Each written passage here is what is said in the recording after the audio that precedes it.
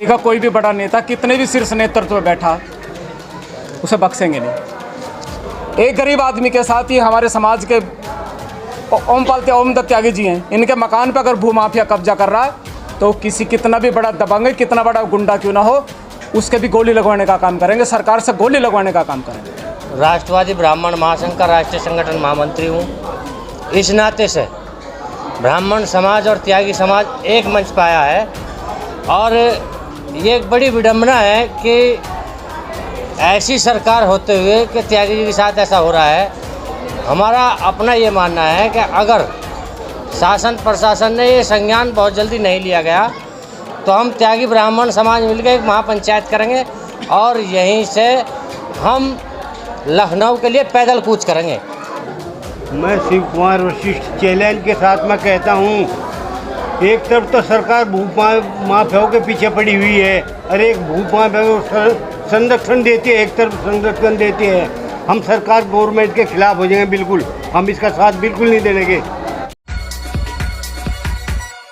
आज का जो प्रेस वार्ता का विषय है वो मकान पे भूमाफिया के द्वारा कब्जा करने का है और इस कब्जा करने के लिए इस कब्जे को हटवाने के लिए मैं लखनऊ से लेकर और थाना अंकुर विहार तक मैंने इतनी एप्लीकेशन दी हैं, डीएम साहब को भी दी हैं, बाकायदा मेरे पास तारीख नोट है और जिस अधिकारी को भी मैंने एप्लीकेशन दी है उसके नीचे पूरे मकान के दस्तावेज लगा कर दिए हैं।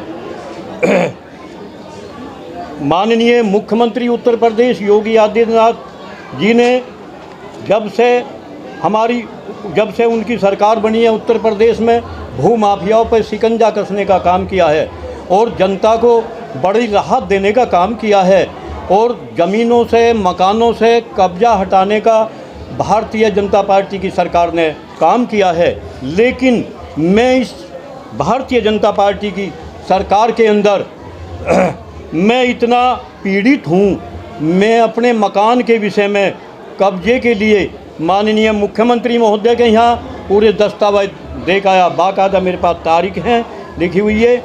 उसके बाद डीजीजी लखनऊ को मैंने कागज़ दिया, मुझे सबसे आश्वासन मिलता रहा कि कागज़ आपके सही हैं, आपका काम हो जाएगा, लेकिन काम नहीं हुआ। मुझे माननीय मुख्यमंत्री कार्यालय से कई बार अभी 22/2 को भी मुझे फ़ोन आया कि अधिकारियों ने आपका काम किया, मकान का कब्जा हटवाया। मैंने जवाब दिया कि नहीं हटवाया, कोई काम नहीं हुआ। डीएम साहब ने आपको बुलाया, नहीं बुलाया। कमिश्नर साहब ने आपको बुलाया, नहीं बुलाया। मैंने पिछले दिनों 8 फरवरी को एक संगठन के द्वारा अपने समाज के गणमान्य आदमियों के द्वारा हम कमिश्नर साहब गाजियाबाद से मिले, उनको एक ज्ञापन दिया और दस्तावेज दिए हमने अपने मकान के, जिसमें कि उन्होंने हमें आश्वासन दिया कि मैं एसीपी अंकुर विहार को अभी फ़ोन करके अवगत कर रहा हूँ, पूछ रहा हूँ। एसीपी को उन्होंने फ़ोन किया, एसीपी का इधर से जवाब गया कि बिमला त्यागी के मकान पे, ये मकान मेरी पत्नी के बिमला त्यागी के नाम है, बिमला त्यागी के मकान पे कोई अवैध कब्जा है। इधर से जवाब गया, फ़ोन खुला हुआ था कि सर अवैध कब्जा है कि इसे तुरंत हटवाया जाए। अब वो सारे दस्तावेज हमने एसीपी वर्मा जी के पास दे रखे हैं, क्योंकि इंचार्ज को हमने अवगत करा दिया, थाना इंचार्ज को हमने अवगत करा दिया। ये तो है प्रशासनिक जितनी भी हमारी कार्यवाही आज तक हुई है। मैंने ये प्लाट सन 2008 में शिव कुमार गुप्ता खेकड़ा से रजिस्ट्री कराई।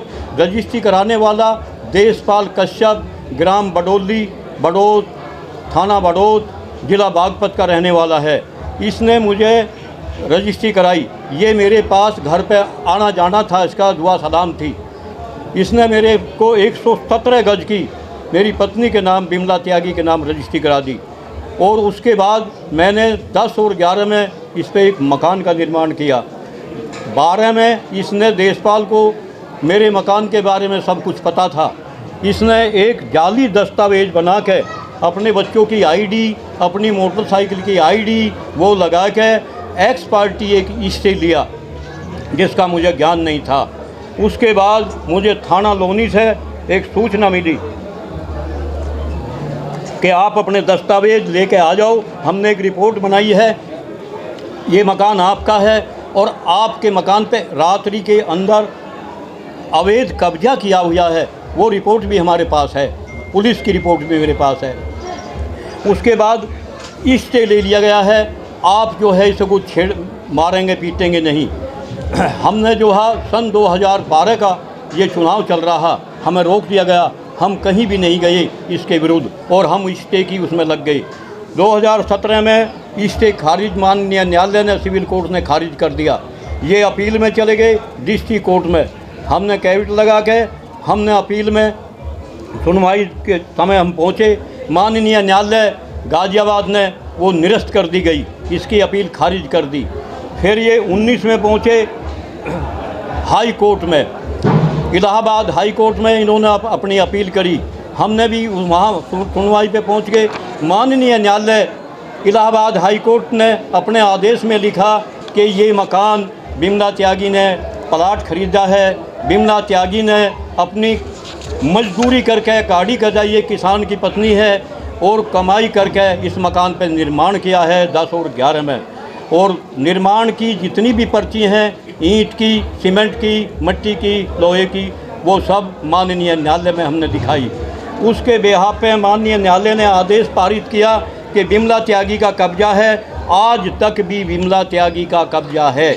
लेकिन पूर्व में इस आदमी ने अपने गुंडों के बल पर, देशपाल एक गुंडा किस्म का व्यक्ति है, ये मकानों पर कब्जा करता है, प्लाटों पर कब्जा करता है और उसमें फिर उन लोगों से फैसला कर लेता है और पैसे मांग करके फैसला करता है। ऐसी घटना इसने कई लोगों के द्वारा मेरे पास भी आदमी भेजे हैं कि आप मुझे मोटी रकम दे दो और मोटी रकम दे दोगे तो मैं आपका मकान पे कब्जा नहीं करूँगा। हमने इसको मना कर दिया तो इसका जवाब आया कि मैं आपको जान से मार दूँगा, आपकी पत्नी से मैं ज़बरदस्ती साइन करा लूँगा और अपने नाम रजिस्ट्री करा लूँगा। हम उसी दिन से भयभीत हैं। इस भय को देखते हुए और शासन की नाकामी को देखते हुए मैंने ये अपना विषय या अपनी पीड़ा जो है अपने त्यागी और ब्राह्मण समाज के सामने रखी।